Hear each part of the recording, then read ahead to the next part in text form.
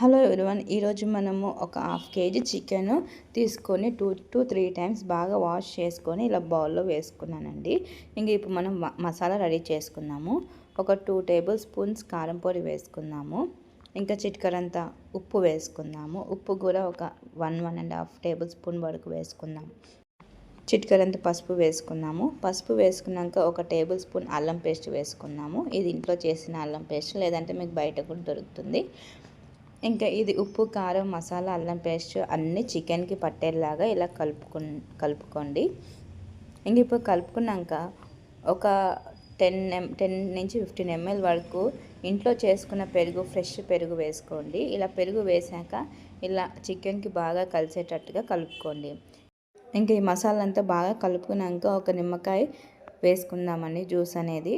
ఇంకా క్రిస్పీగా బాగా అవుతుంది నిమ్మకాయ పెరుగు వేస్తే. ఇవన్నీ బాగా కలిపాక ఒక 1.5 అవర్ ఫ్రిడ్జ్లో పెట్టేసేయండి, మ్యాగ్నేట్ చేయండి.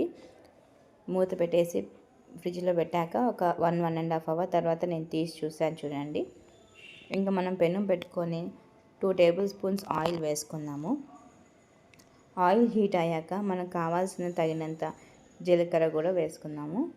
ఇంకా ఒక ఆనియన్, 1 నుంచి 2 ఆనియన్ అయినా పర్వాలేదు, ఇలా కట్ చేసుకొని సన్నగా కట్ చేసుకొని వేసుకోండి. ఇవి గోల్డెన్ బ్రౌన్ వచ్చేంత వరకు ఇలా ఫ్రై చేస్తూ ఉండండి, మీడియం ఫ్లేమ్లో పెట్టుకొని. ఇంకా మనం ఏదైతే చికెన్ మ్యాగ్నేట్ చేసామో అది మనం వేసుకునేసాము. మీడియం ఫ్లేమ్లో పెట్టుకొని వేసుకునేసేయండి. ఇప్పుడు మనము చికెన్ ఫ్రై చేస్తున్నాం కాబట్టి ఇప్పుడు మీడియం ఫ్లేమ్లో పెట్టుకొని మనం చికెన్ అంతా వేసుకునేసి ఇలా బాగా కలుపుతూ ఉండాలి. ఒక 5 to 10 minutes వరకు బాగా ఆనియన్స్ అన్నీ బాగా చికెన్కి పట్టేలాగా ఇలా కలుపుకోవాలి. మన వాటర్ అనేది ఏమీ అవసరం ఉండదు, గట్టిగా ఉండాలి, డ్రై లాగా ఉండాలి చికెన్ ఫ్రై అనేది. ఇలా బాగా కలుపుకున్నాం కదా, మూత పెట్టేసాం ఒక 10 నిమిషాలు. 10 నిమిషాల తర్వాత తీసి చూడండి, ఆ చికెన్లో ఉన్న వాటరే వచ్చేస్తుంది. ఇలా బాగా ఉడికించుకున్నాక ఇలా ఎసురంతా ఇమిరిపోయే అంతవరకు ఒక 5 నిమిషాల వరకు ఉడికించుకున్నాక ఒక చిన్న సైజ్ టమాటా కట్ చేసుకొని వేసుకుందాము. ఈ టమాటా అంతా ఇమిరిపోయేంత వరకు మీడియం ఫ్లేమ్లోనే ఉడికించుకున్నారంటే చికెన్ కూడా బాగా ఉడికిపోతుంది. ఇంకా ఇప్పుడు టమాటా వేసాక ఒక 15 నిమిషాలు మీడియం ఫ్లేమ్లో పెట్టేసి ఉడికించుకోండి. చూడండి, ఈ విధంగా ఉడికించుకుంటే టమాటా కూడా ఉడికిపోయింది. ఇప్పుడు మనకు ఆల్మోస్ట్ చికెన్ కూడా ఉడికిపోయి ఉంటుంది చూడండి.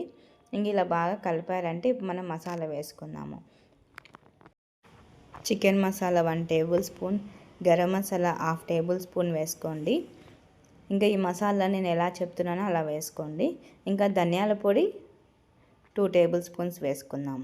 ఈ విధంగా వేసుకున్నాక బాగా ఇలా చికెన్ పట్టేలాగా బాగా కలపండి.